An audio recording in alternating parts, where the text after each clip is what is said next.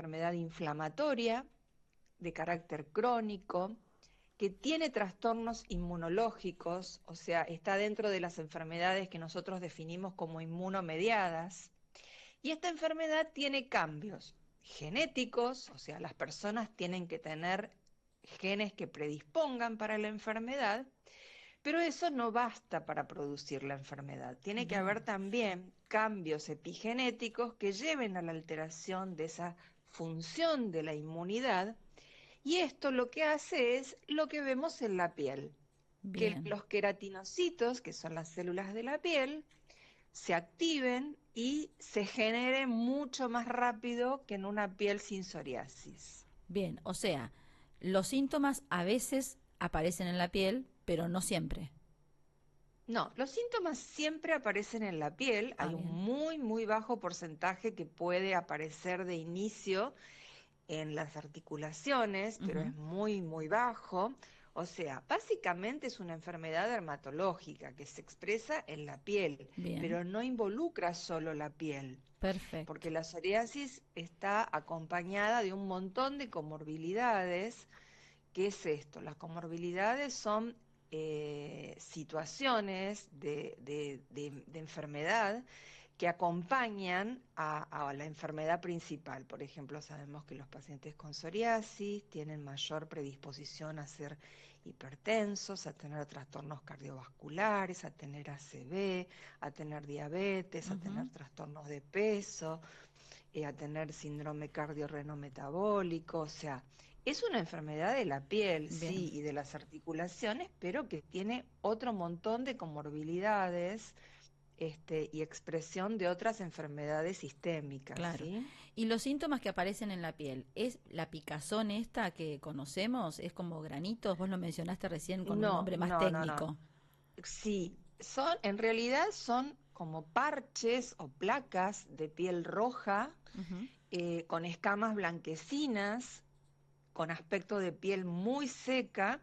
Estos parches pueden tener desde, no sé, menos de 1 centímetro, y estamos hablando de una forma especial de psoriasis que se llama engota, hasta, no sé, 20, 30 centímetros. Bien, Y la característica es que son como muy secos porque tienen escamas. Esto que yo te contaba de los células de la piel, los queratinocitos que se regeneran mucho más rápido, es lo que da la escama. Estos queratinocitos son inmaduros, no se desprenden, se empiezan a acumular en la superficie de la piel y producen la escama de la psoriasis. bien. ¿Y puede aparecer en cualquier parte de la piel o hay zonas donde es más frecuente? Mira, en realidad puede aparecer en cualquier parte de la piel, pero en general es bastante simétrica, y los sitios de mayor frecuencia de aparición suelen ser las rodillas, los codos, la zona del ombligo, el cuero cabelludo, la región sacra, pero puede aparecer en cualquier lugar. Ujú. ¿Y cómo se diagnostica? ¿El diagnóstico es sencillo con con un dermatólogo o dermatóloga o hay que hacer algún análisis clínico extra? No, no, no, no. El análisis básicamente de la psoriasis es clínico con un dermatólogo. Es una enfermedad que se puede identificar con facilidad. A veces hay algunos cuadros que requieren realización de una biopsia de piel, pero en general es de diagnóstico clínico. Hay algunas maniobras, digamos, como raspado metódico y demás, eso es muy técnico, que nos ayuda a veces en el diagnóstico, pero básicamente el diagnóstico es clínico. Ujú. Un dermatólogo ve un paciente con psoriasis e inmediatamente hace el diagnóstico. Claro, claro. Estamos hablando con la doctora Marcela Lustia, médica dermatóloga, integrante de la Sociedad Argentina de Dermatología, sobre psoriasis, ¿sí? Te enganchaste justo recién ahora en la radio. Hablamos de qué es la enfermedad, dónde aparece.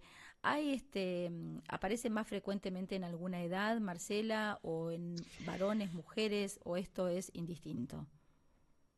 Con respecto al sexo es indistinto. Hay igual prevalencia en varones que en mujeres, y con respecto a la edad se habla de una enfermedad bimodal porque tiene una, digamos, hay como un pico en la edad joven, digamos, y otro pico alrededor de los 40 años.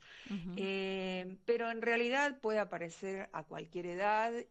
Nosotros a veces vemos gente de más de 60 años que debuta con una psoriasis y vemos niños de meses o en la primera infancia que debutan con psoriasis. Ujú. O sea, lo que te digo de los picos de la bimodalidad es algo, digamos, que cuando uno hace estudios epidemiológicos hay mayor frecuencia de aparición en esas edades, pero no es que solamente va a Claro, aparecer en esas edades, claro, puede aparecer a cualquier edad. claro. Y vos dijiste hace un ratito que había como información genética que teníamos que tener para tener psoriasis. ¿Por qué Exacto. motivo, si es que se sabe, si hay estudios que determinen esto, por qué motivo se dispara en algún momento? Porque a veces lo Bueno. que se dice en el común de la gente es, mm, bueno, tuve un pico de estrés y se me disparó tal enfermedad o tal otra. ¿Con la psoriasis puede pasar algo así? sí, puede pasar algo así. Mira, es muy interesante esto y es algo sobre lo que se habla y se estudia en forma permanente. Hoy hay más de 120 locis, como, a ver, para que se entienda cómo son los lugares donde se ubican los genes Ah, que están relacionados con la psoriasis. Lo que pasa que tener la predisposición genética no siempre implica tener la enfermedad. claro, Y esto todavía no, se hace en estudios de investigación, no se hace en forma, digamos, corriente, no es de acceso diario el tema de la investigación genética de la enfermedad. Porque la verdad que no tiene demasiado sentido, porque vos podés tener los genes de algo, de alguna enfermedad, y si estos genes no se ponen en juego, no se activan por algún mecanismo externo, que es lo que nosotros llamamos la epigenética, que tiene que ver con un montón de cosas.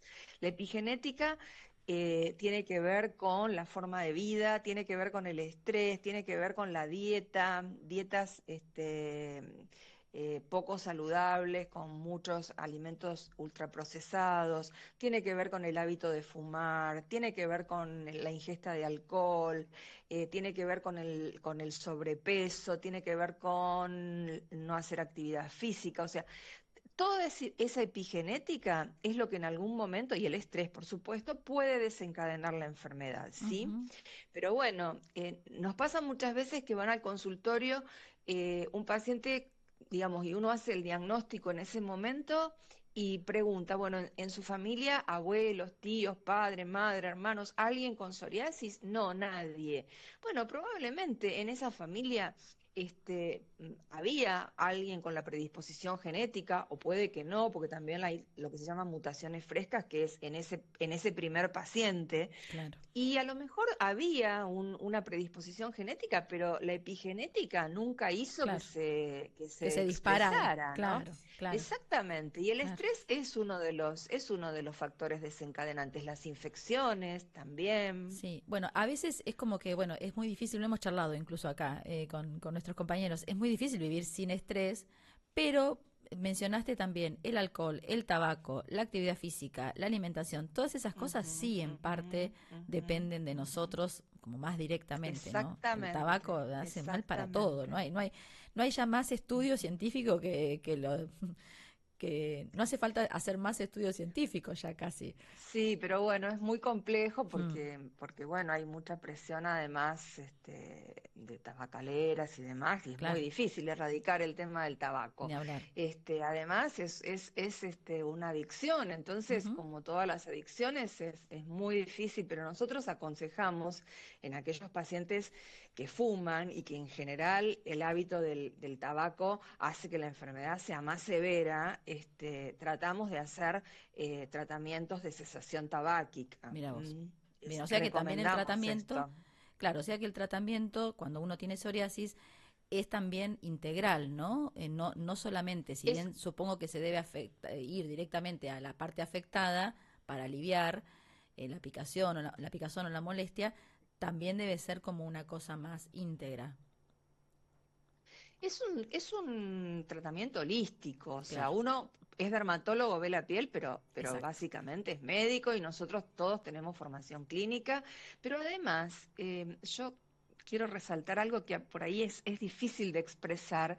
em, la inflamación que uno ve en la piel, esas placas rojas con escamas y demás, están en las arterias, están a nivel cerebral, o sea, no es que esté en las placas, sino esa inflamación está en todo el cuerpo. Claro, Entonces, por eso requiere un tratamiento exacto. interdisciplinario. Nosotros trabajamos con médico nutricionista, cardiólogo, endocrinólogo, diabetólogo, psiquiatra, porque sabemos que los pacientes con psoriasis también tienen mayor índice de depresión, Ujú, ansiedad, ideaciones suicidas, o sea, mm, esto es un combo, claro, claro. es muy, muy complejo de tratar, pero a ver, el mensaje es, hoy hay excelentes Ujú, tratamientos que hace 20 o 25 años no teníamos, donde la enfermedad se controla absolutamente y el claro, paciente puede tener una vida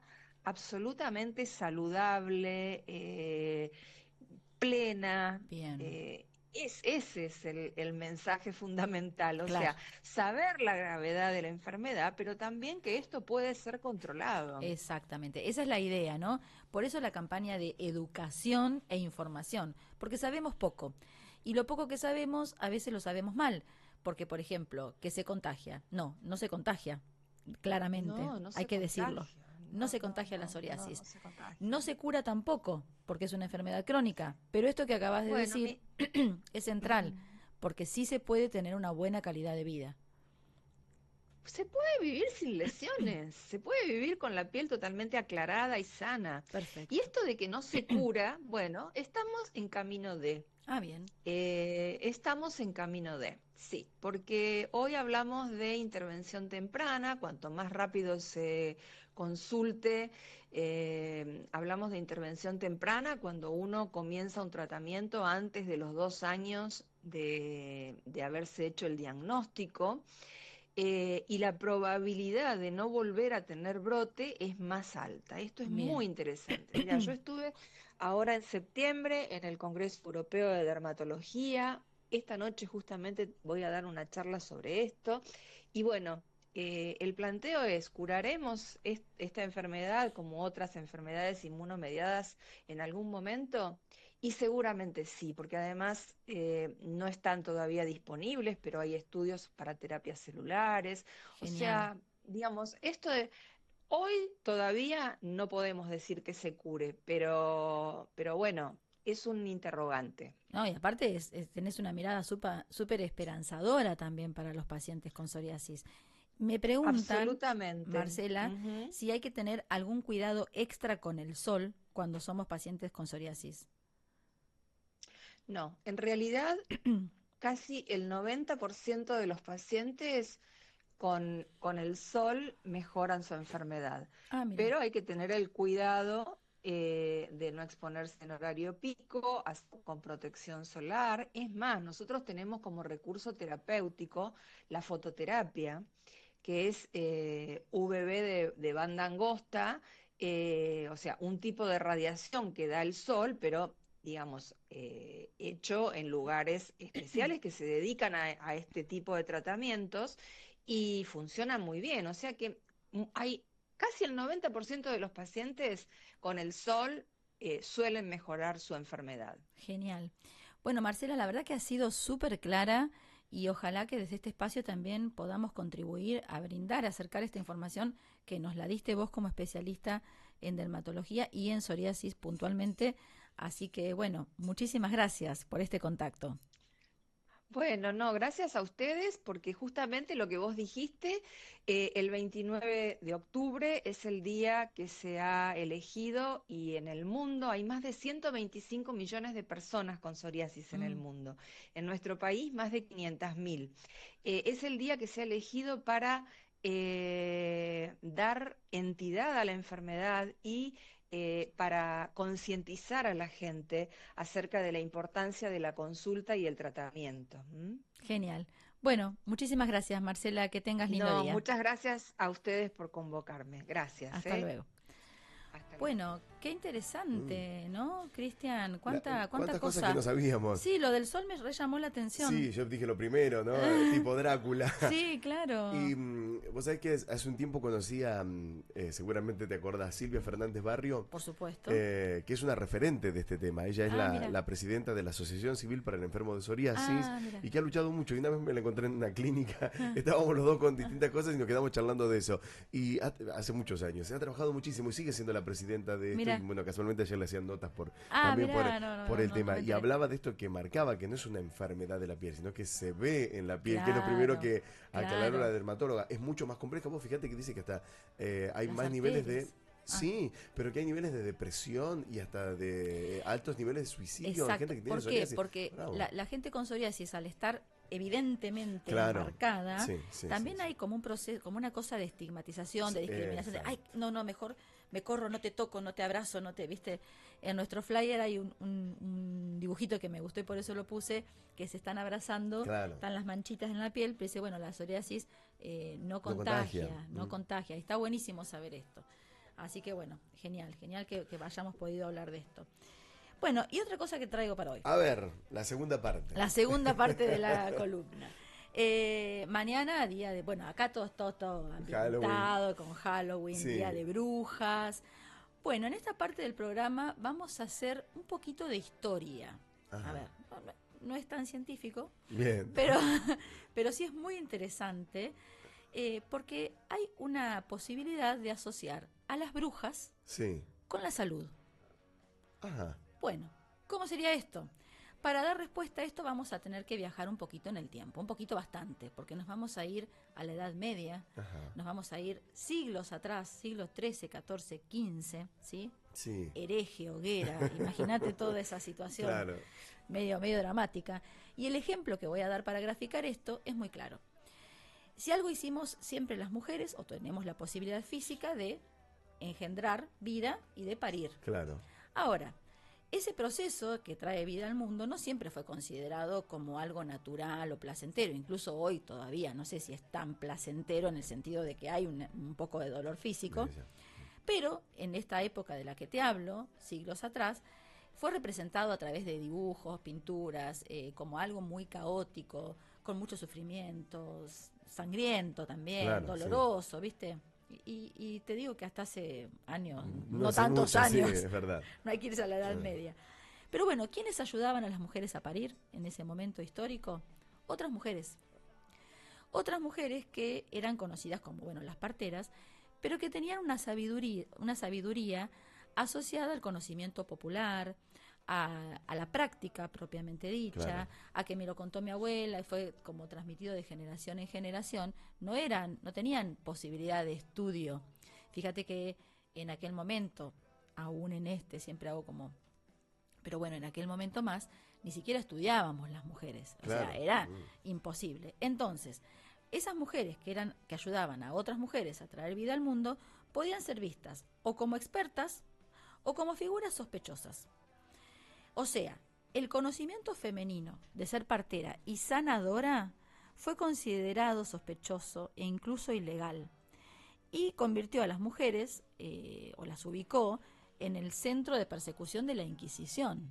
Ujú. Entonces, eras mujer, sabías, desafiabas al poder masculino y religioso del momento. Pensá que estamos hablando de, estaba en la Edad Media Dios, que le daba el poder al rey, Exacto. y el rey siempre era hombre, y después todo lo demás, ¿no? Entonces, las mujeres sabían sobre hierbas, sobre remedios caseros, técnicas para aliviar partos o para asistir en los partos, y técnicas para aliviar fiebres, heridas de guerra, de pestes Claro. de la época. Sí, sí, sí. ¿Viste? No es casual que actualmente incluso las mujeres estemos asociadas al cuidado. Sí, Sí. viene de algo Todo- que tenemos. Está como nuestra de antaño, información ¿no? genética, Claro, como decía la médica recién. es cierto. Bueno, parecería que sí. Entonces, la iglesia lo vio en ese momento como una figura desafiante y peligrosa. Claro. Mujer que cura, mujer que alivia, mujer que sana, mujer que desafía el poder médico del varón. Claro, se anteponía a Dios también, ¿no? Que era el... Y además, Claro. también el tema de los partos dolorosos tenía que ver con, bueno, no solo que es natural, sino que es lo que hay que pasar por el pecado original de Eva. Claro. Vos fíjate cómo todo se asocia con todo, y entonces ubicamos a las mujeres, según las estadísticas, que no hay estadísticas, que cómo hacemos para buscar una Claro, estadística en la Edad imposible, Media, claro, sí. pero sí la historia cuenta que existió una asociación entre la sanación femenina y la herejía, ¿sí? Como una amenaza espiritual. Entonces, en ese momento, a las mujeres que sí asistían a juicios, imagínate los juicios, Sí. eran re justos. Tipo las brujas de Salem, ¿viste? Que Exactamente. Era, sí.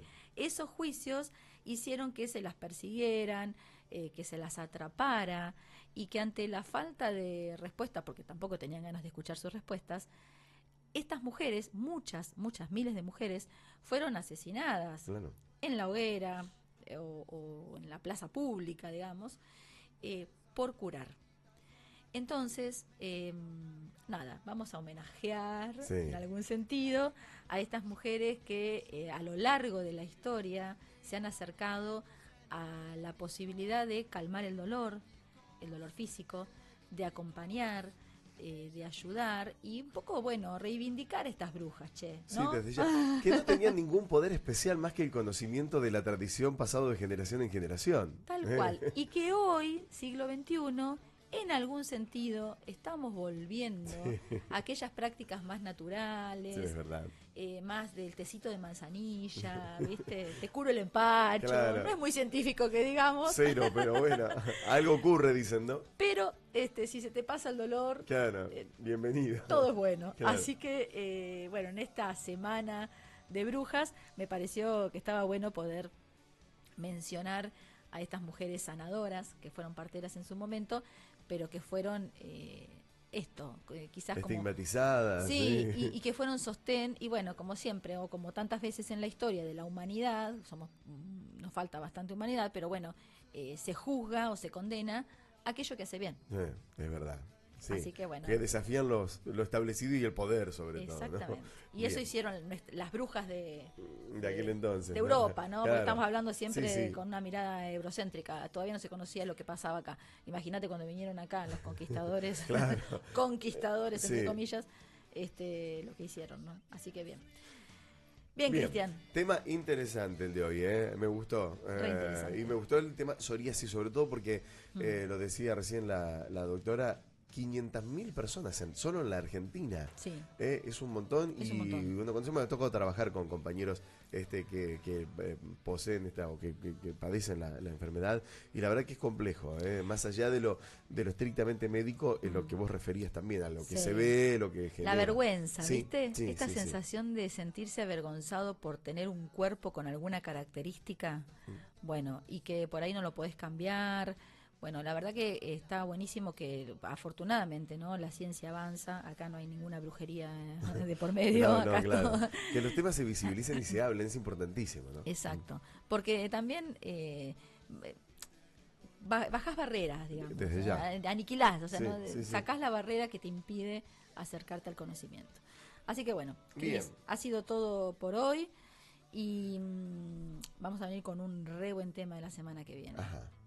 Te lo Ya está pensado. Ya está decidido. No lo querés spoilear. No lo voy a spoilear, pero te puedo dar alguna pista. A ver. Te podría dar como tirar un título. A ver. La importancia de decir que no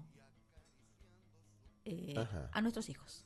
Ah, bien. ¡Qué tema! ¡Qué tema! Límites. Bueno, lo Wow. pudiste deducir muy fácilmente. Ese va a ser picante. Ese va a ser picante, Sí. así que ya vamos a ir anunciando en nuestras redes por si quieren hacer preguntas. Sí, sobre todo. O compartir planteos. Bueno, Sí. Vengo de un congreso que se hizo el pasado viernes, se llama Salud Mental en la Educación. Estuvo Pero buenísimo. abordaban el tema de pantallas, que acá también se ha tocado.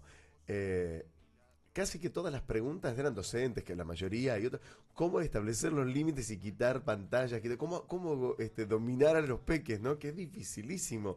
Se centraron casi todas las preguntas sobre eso. Me llamó la atención por un auditorio muy grande y heterogéneo, porque había docentes, padres, profesionales.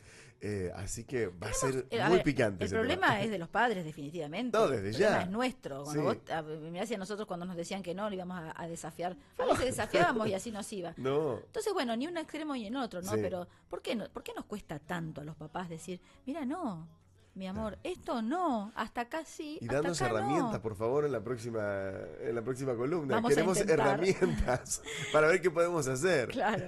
Bueno, y les voy a invitar a nuestra audiencia que me sigan en redes. Nuestras redes son Salud en el Aire o Lab. Ahí estamos, donde pueden hacer consultas, preguntas, sugerencias, etcétera. Dale. ¿Nos vamos, Cris? Sí. Fernanda Álvarez, responsable de Salud en el Aire. Ella se encarga de cerrar siempre con un tema, así que yo la nombro aquí y me retiro. Bueno, hoy es el cumpleaños de Diego Armando. Sería el cumpleaños de Diego Armando, así que me pareció importante. Para mí, la canción más linda que se ha hecho en homenaje al Diego es la que vamos a escuchar ahora, ¿Quién es Dios?, de Las Pastillas del Abuelo. Bajo una mano del cielo